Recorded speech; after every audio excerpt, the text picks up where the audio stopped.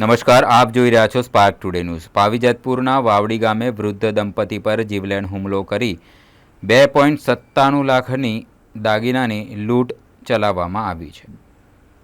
છોટાઉદેપુર જિલ્લાના પાવીજેતપુર તાલુકાના વાવડી ગામે સીમ વિસ્તારમાં રહેતા વૃદ્ધ દંપતી પર મોડી રાત્રે અજાણ્યા ઈસમોએ લૂંટના ઈરાદે જીવલેણ હુમલો કર્યો હોવાની સનસનાટીભરી ઘટના સામે આવી છે। આ ઘાતકી હુમલામાં વૃદ્ધ મહિલા મંચીબેન રાઠવાનું ઘટના સ્થળે જ કમકમાટીભર્યું મોત નીપજ્યું હતું, જ્યારે તેના પતિ કાગડાભાઈ રાઠવા ગંભીર રીતે ઈજાગ્રસ્ત થતાં તેમને તાત્કાલિક સારવાર અર્થે હોસ્પિટલમાં ખસેડવામાં આવ્યા હતા।